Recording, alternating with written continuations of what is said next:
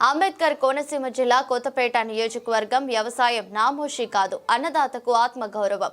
అన్నదాత ఆత్మగౌరవమే రాష్ట్ర అభివృద్ధి. పరిశ్రమల కంటే ఎక్కువ ఆదాయం తెచ్చే శక్తి వ్యవసాయానికే ఉందన్నారు కొత్తపేట ఎమ్మెల్యే బండారు సత్యానందరావు. రావులపాలెంలో ఆత్మ కమిటీ ప్రమాణ స్వీకార వేదికగా రైతులకు భరోసా, ప్రభుత్వం నుంచి భవిష్యత్ దిశ. రావులపాలెం కాపు కళ్యాణ మండపం వ్యవసాయ రంగానికి కొత్త ఊపునిచ్చే వేదికగా మారింది. కొత్తపేట బ్లాక్ నూతన ఆత్మ కమిటీ ప్రమాణ స్వీకార మహోత్సవంలో ఎమ్మెల్యే బండారు సత్యానందరావు పాల్గొని రైతుల భవిష్యత్తుపై కీలక సందేశం ఇచ్చారు. ఆత్మ కమిటీ చైర్మన్ గా జకంపూడి సీతారామకృష్ణ బాలాజీ, జిల్లా రైతు సలహా కమిటీ సభ్యుడిగా కుదప కృష్ణమూర్తితో పాటు నూతన కార్యవర్గం ప్రమాణ స్వీకారం చేసింది. రైతుల ఆర్థిక స్వావలంబనే లక్ష్యంగా ఆత్మ కమిటీలు పనిచేస్తాయని ఎమ్మెల్యే అన్నారు.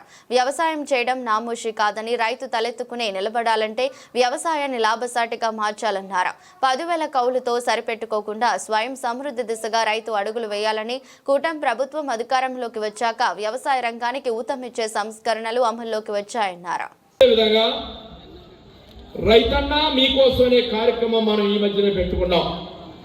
ఇందాక సుబ్రహ్మణ్య గారు చెప్పారు, రామకృష్ణ గారు చెప్పారు, శ్రీని గారు చెప్పారు, సత్యనారాయణ గారు చెప్పారు, చాలా మంది మన వాళ్ళు అందరూ మాట్లాడారు. అన్నదాత సుఖీభవ. ఆగస్టులో 7,000, నవంబర్లో 7,000, రేపు జనవరిలో 6,000, 20,000 రూపాయలు కూడా ప్రభుత్వం చెప్పినట్టు చేస్తూ ఉంది. ఏ హామీ అయితే ఇచ్చారో సూపర్ 6 సూపర్ హిట్ చేస్తూ ఉంది. పెన్షన్లో 3,000 4,000 అయ్యింది. 3,000 దివ్యాంగుల పెన్షన్ 6,000 అయ్యింది. ఒక్క బిడ్డకే అమ్మసోపాలు పడిపోయిన గత ప్రభుత్వం ఈ చంద్రబాబు నాయుడు వచ్చాక తల్లికి 100 ఎంతమంది పెట్టాలంటే అంతమందికి 15,000 రూపాయలు ఇవ్వడం జరిగింది. 3 గ్యాస్ సిలిండర్లు ఉచితంగా అందుతూ ఉన్నాయి. ఉచితంగా బస్సు ప్రయాణం జరుగుతూ ఉంది. అనేక రకాల అభివృద్ధి జరుగుతూ ఉంది. ఒక పక్క ఇన్ని కార్యక్రమాలు చక్కగా ప్రజలకు చేరుతూ ఉన్నాయి. మన నియోజకవర్గంలోనే 16 కోట్లు రైతులకు మొదటి విడత, 16 కోట్లు రైతులకు రెండో విడత, దగ్గర 32 కోట్ల రూపాయలు మన నియోజకవర్గంలోనే మనం అందించడం జరిగింది. నెలకి 17-18 కోట్ల రూపాయలు పెన్షన్లు ప్రతి నెల మనం 18 కోట్ల రూపాయలు పెన్షన్ల డబ్బు మన నియోజకవర్గంలోనే పంపిణీ చేస్తూ ఉన్నాం. ఇవన్నీ ఒక ఎత్తు. రైతు రైతు రైతు రైతు రైతు రైతును మనం ఆదుకోవాలి. వ్యవసాయ ఆధారం మన రాష్ట్రం, వ్యవసాయ ఆధారం మన జిల్లా, వ్యవసాయ ఆధారం మన నియోజకవర్గం. వ్యవసాయం నిలదొక్కుంటే కుటుంబాలు నిలదొక్కుంటాయి, అందరూ బాగుపడతారు. దానికోసం ఆలోచించాలి. అందుకే ప్రభుత్వం రైతుకు పెద్దపీట వేస్తూ ఉంది. ఈనాడు నీటి భద్రత కానీ, డిమాండ్ ఆధారిత పంటలు కానీ, అగ్రిటెక్ కానీ, ఇవన్నీ వివరంగా చెప్పాలంటే సమయం పడుతుంది. కానీ ఒక్కొక్కటి దాని గురించి మీరు తెలుసు. ఫుడ్ ప్రాసెసింగ్, వాల్యూ యాడెడ్, మనకున్న అరటి, మనకున్న కొబ్బరి, మనకున్న కోకో, మనకున్నటువంటి ఉద్యాన పంటలు, వీటన్నిటినీ కూడా వాల్యూ యాడ్ చేసుకుంటే కోకోకి వెళ్ళాలి, పామాయిల్కి వెళ్ళాలి, రకరకాలైనటువంటి, ఇందాక మునగాకు చెప్పారు, ఎక్కడ డబ్బు వస్తుంది, ఎక్కడ ఆదరణ క్షేత్రములు.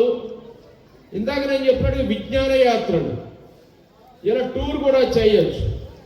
ఎక్కడైనా వ్యవసాయం మీద స్టడీ టూర్, విజ్ఞాన యాత్ర. ముందు ఒక టూర్ ప్లాన్ చేయండి. ముందు అర్జెంటుగా వీళ్ళందరినీ తీసుకెళ్ళాలి. ప్రోగ్రెస్ ఫార్మర్స్ వీళ్ళు పొలం బడులు, కిసాన్ గోష్ఠి కార్యక్రమాల ద్వారా పరిచయం చేయటకు, వ్యవసాయాన్ని లాభసాటిగా మార్చి రైతుల యొక్క ఆర్థిక అభివృద్ధికి ఈ ఆత్మ ప్రాజెక్టు నడుం కట్టాలనేదే ఈ ఆత్మ ప్రాజెక్టు యొక్క ఉద్దేశం. దీని లక్ష్యాలు ఏంటంటే ఉన్నదాన్ని విస్తరించాలి. ఇందాక ప్రకృతి సేద్యం ఒక రైతు మాట మనం విన్నాం, ఉలిచేరు రైతు గారు చెప్పారు, లేదా మన కుదప కృష్ణమూర్తి గారు చెప్పారు. అదిగో ప్రకృతి సేద్యం సంబంధించినటువంటి వివరాలు వాళ్ళ యొక్క స్టాల్ కూడా పెట్టారు. అక్కడ ఏ విధంగా ఈ యొక్క జీవామృతాలు అన్నీ కూడా తయారు చేయాలి, ఏ రకంగా వినియోగించుకోవాలి, వ్యవసాయానికి పెట్టుబడిగా ఎంత ఖర్చు తగ్గించుకోవచ్చు అనే అంశాలు ఇవన్నీ కూడా అన్నింటి మీద, పరిశోధన మీద, విస్తరణ మీద, మార్కెటింగ్ మీద, అన్ని విషయాల్లో రైతుల్ని భాగస్వాములు చేయడం, సాంకేతిక పరిజ్ఞానం అందివ్వడం. ఇప్పుడు డ్రోన్లు వచ్చాయి. డ్రోన్ల వల్ల ఏంటి ప్రయోజనం? ఇదివరకు డ్రోన్లు లేవు వ్యవసాయంలో, మనమే చూసుకుని. ఇదివరకు ట్రాక్టర్లు లేవు, లేదా హార్వెస్టర్స్ లేవు, రోటోవేటర్స్ లేవు, బ్రేడర్స్ మన ప్లాంటేషన్ మిషన్ లేవు. ఇవాళ ఆధునిక వ్యవసాయ యాంత్రిక సామగ్రి అంతా వచ్చింది. వాటిని వినియోగించుకుని ఉత్పత్తి ఖర్చులు తగ్గించుకుని ఎక్కువ దిగువ పద్ధతుల్లోనే నేను వ్యవసాయం చేస్తాను అంటే మనుగడ లేదు. అధునాతన వంగడాలు కానీ ఏ పద్ధతుల్లో మనం వెళ్తే మనం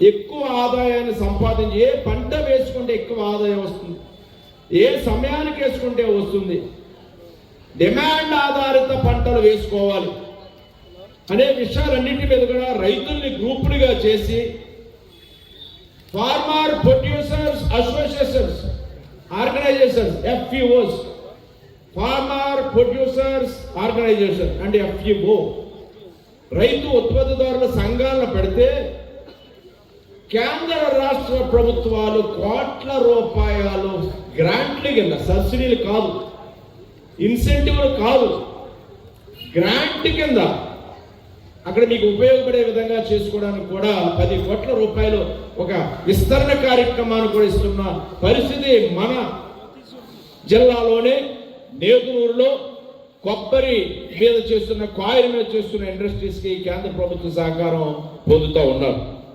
అటువంటి చిన్న సన్నకారు రైతులు, మహిళలు అందరూ కూడా టీములుగా ఏర్పడితే ఎంతో మనం ముందుకెళ్ళొచ్చని మీకు తెలియజేస్తూ ఉన్నాం. అదేవిధంగా ప్రకృతి సేద్యం మళ్ళీ చాలాసార్లు మాట్లాడుకుందాం, సందర్భం వచ్చినప్పుడు నేను చెప్తూ ఉన్నాను. దాని గురించి ఆలోచన చేయండి. సేంద్రియ వ్యవసాయం ద్వారా, ప్రకృతి వ్యవసాయం ద్వారా మంచి ఆహారం కావాలి అంటే మన కుటుంబానికి, మన పిల్లలకి విషతుల్యమైన ఆహారాన్ని మనమే పెడుతున్నాం.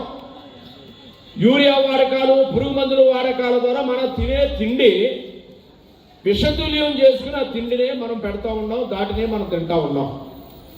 అది మారాల్సిన అవసరం ఉంది. దానికోసమే సేంద్రియ వ్యవసాయం, ప్రకృతి వ్యవసాయం, యూరియా తగ్గించాలి, పురుగు మందులు తగ్గించాలి, నానో యూరియా వాడాలి, అలాంటి కొత్త రకాలైనటువంటి టెక్నాలజీస్ అన్ని కూడా మన అందుబాటులోకి వస్తూ ఉన్నాయి.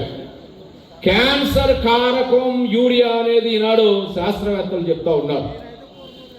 క్యాన్సర్ పిచ్చి పెరగడానికి ఎక్కువ మన ఆహారపు ఉత్పత్తుల్లో ఉన్నటువంటి వాడుతున్నటువంటి ఈ యొక్క రసాయన ఎరువులు అనేది కూడా ప్రధానంగా చర్చకు వస్తూ ఉంది.